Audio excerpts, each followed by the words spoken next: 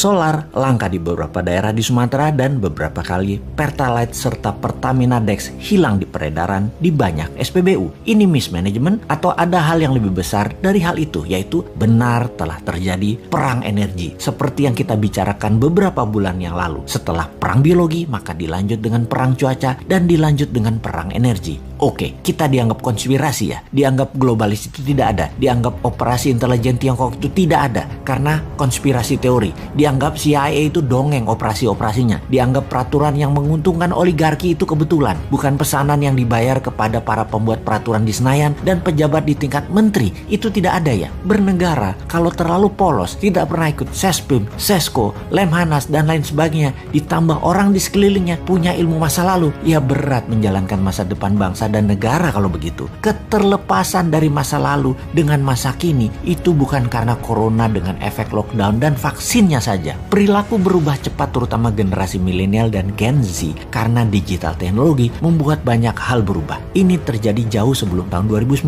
bahkan gejalanya telah memukul banyak sendi kehidupan. Matinya koran, turunnya viewer golf, meningkatnya penggunaan sabun cair, matinya mobil sedan, pemimpin banyak negara menjadi lebih muda dan wanita. Itu semua serba baru. Terlihat saat ini Indonesia masih belum ngeh juga pemimpinnya dan rakyatnya, baik incumbent maupun oposisi. Tidak ngeh. Sedikit sekali yang memahami hal ini dan kebanyakan yang memahami yang sadar adalah mereka bukan makhluk politik, bahkan apolitik, anti politik. Kembali ke bidang ekonomi di mana kita tidak berpolitik, kita bisnis as usual aja. Toh salah satu sendi bernegara sejajar dengan politik namanya ekonomi. Dalam 20 tahun ini memang otak banyak orang terlalu politik. Dikedepankannya hanya jabatan, dan jabatan, bukan kebijakan dan kemanfaatan jabatan untuk rakyat yang semuanya dilindungi dengan pasukan propaganda dan media buzzer. Ekonomi yang mau kita diskusikan adalah kita sudah masuk perang energi dan dalam perang ada yang namanya economic at war, sebuah mood perang berdasar pemahaman ekonomi. Perang Amerika Tiongkok naik ke level yang lebih tinggi, naik ke level berikutnya. Diawali di tahun 2017 dengan trade war, kemudian saling serang dengan financial war, kemudian masuk ke biological war, dan yang terbaru perang cuaca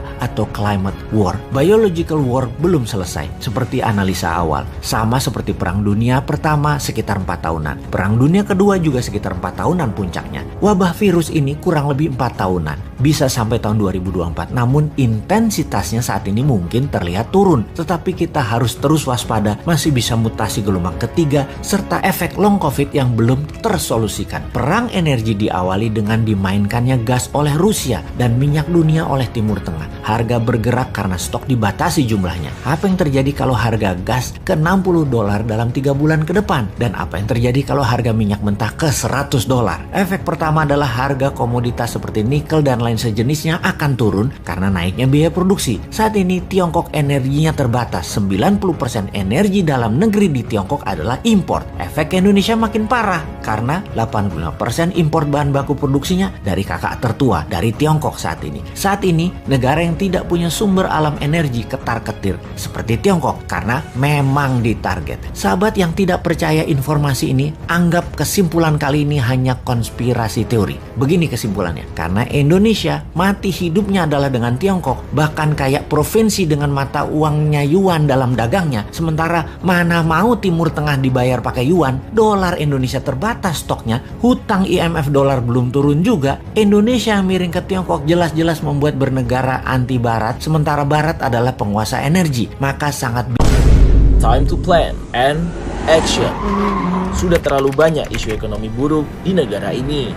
Stop, saatnya Anda tahu wealth profile bisnis yang cocok untuk kepribadian Anda dan menambah penguasaan baru dalam mengelola cash flow Anda.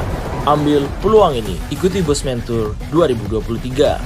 Solo, Malang, Tangerang, Road to Billionaire. Selamat bergabung.